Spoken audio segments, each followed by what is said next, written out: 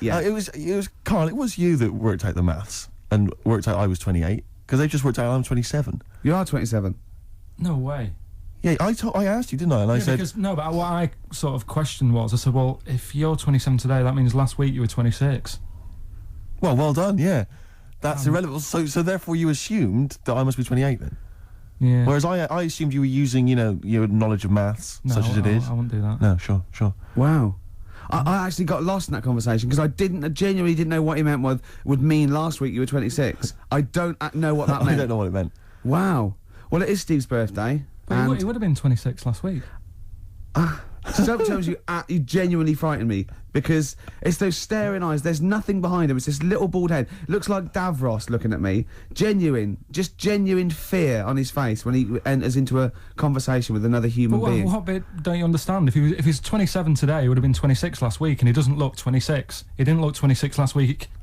He looks older than 28 today. You've started on his birthday. You're still having a go at him. Carl, I don't look like the kind of hot stud that I actually am, but face facts, that's the truth, mate. Yeah, live with it. Get with the programme, jeez. Well, let's have a little bit of cake. Okay, oh, that's appropriate. As See a what it birthday. But you mean the band, don't Yeah. you? Not the cake. You haven't actually bought a cake, have you? Got anything at all?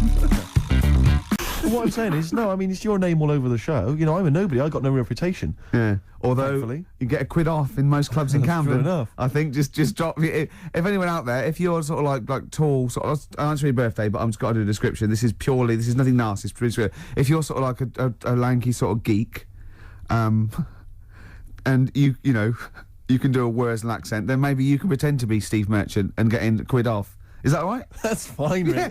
No, because some people would take that as a personal... That's offensive. Sure. Yeah. So we were talking about... should we play a record? Is that link too long already before we actually got to something? I'm already bored. Carl, we've got to get to something. We've got to do something. Why don't you contribute something? You've been silent. Now that is scraping the bottom of the barrel. It really is, we're in trouble. Oh no. Oh, we're failing. Who can we bring on that's surefire, always delivers, Audio snappy? dynamite. Yeah. Carl. The big guns.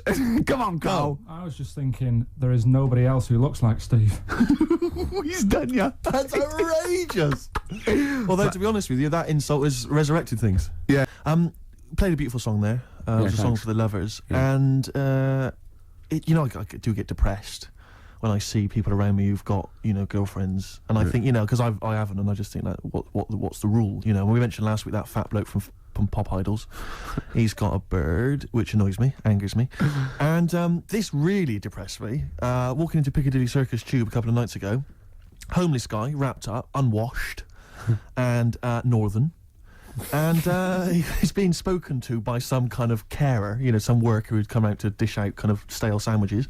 And I just overheard as I was passing him going, well, of course, it's very difficult maintaining a long-distance relationship. And I sort of kind of lingered for a bit. I was thinking, what? And he was going, yeah. And basically I pieced together that he's got a girlfriend. He's from Leeds. He's got a girlfriend who's also homeless, who's homeless up in Leeds. And occasionally she kind of homelesses her way all the way down to I love London. the fact that he's travelled to be homeless. I know. Pathetic. It angered me that Is there a lot of cheap housing in Leeds? Would that ruined it for him? But it just was. I assume maybe she was squatting or something. But it was like, and it just depressed me because it was like, not only is he homeless, but he's got a homeless girlfriend. But the homeless people are finding love. Yeah. Do you mean it's so? That's really depressing, Carl, isn't it? Unless they both became smackheads together. Or whatever. No, Carl's found love on the street before, haven't you? How's it going with your bird, Carl? Are you married? No. How long have you been out with her? Going out with her? 7 years. Because you're quite a simple man. Yeah. You're sort of a simple. In a nice way. I mean, you're like Helen from Big Brother. Yeah, you're sort of nice enough, but I look normal. Well, yeah, you sort of do. But you could be one of those that just suddenly go mental with a pen. Yeah, do you know what I mean? Stab people through the eyes. Yeah, you sort of look normal. But if I wouldn't really want to wind you up to a point of frenzy. How did you meet your girlfriend? Through work. What, through her work? What, you phoned up and said We worked at the same place. Oh, you're right. Yeah. You're quite an enigma, aren't you? Could you give us more on that? At work, you met her at work. What, she came in selling sandwiches? She was going through the bins outside. What do you mean you met her Why at are you work? having an attack on me? You're the one who's sad and lonely. No, Oh, he's done you again. He's done you Yeah, but what I thought was interesting was I just scratched at him and he just went mental. Yeah, no, it's like a but bear caught in a trap. It's funny, innit? You'll never learn. Carl. No, I was just interested to find out what the story was because it might be a really romantic story. Well, it's not. All right, jeez. I love the fact he doesn't want to talk about his love affair. I was thinking about you in the week, and like, does it worry you? I mean, you sort of joke about it now, and we're talking about it in the office, you know, like, oh, is Steve really touchy about the way he looks? And oh, what's this? Where's that come from? He's done it again. He's done you again. I was walking home the other night, and I was thinking about it. And do you worry that when you're old, you will be on your own? You did start it though, didn't you? Well, Carl, I'm glad you brought this up. Because I mean, for me, you know, a lightweight, frothy entertainment show on XFM on a Saturday afternoon is exactly the place where I want to discuss the desperate, lonely future that's inevitably coming my way. Oh, God. Steve's learning to sort of like scratch and mix and beat match, and I mean, you're getting pretty... I'm making a lot of progress, yeah. You are going to be a turntablist. Yeah. Steve never learnt an instrument, which he regrets, you know, and, you know, he's a modern lad, and he's using turntables as his instrument. I just got 2 turntables and a microphone, and so far, I mean, seriously, I'm cutting it up big style. No, don't laugh, because it is mental, the sort of kind of stuff I'm coming out with. And I'm scratching, I've got the beats, you know, matching. Can you imagine that? Shut up! It's that. No, if look at the Chemical Brothers, for goodness sake. If you're talking about freaks, look at those weirdos. Man alive! At least you cut your hair at Gavin. You know that whatever it's called. They used to kind of at least faintly appear in their videos. So this one is just some shots of like what you see from outside a train. To them, that is more glamorous and exciting, apparently, than seeing the lads themselves in the video. Who do you think's cooler to look at, Steve or the Chemical Brothers? Steve. Definitely, yes. You're absolutely right, Carl, and that's the first sensible thing you've said for a long time. If I was to work with Steve on some music, if he had the choice, I think Steve would look better on an album cover. Really? Yeah. What would you do? Would you change him at all? What would you do with his image? I'd put him in the distance, so I can't believe this is... No, just so you don't look as tall, that's doing you a favour.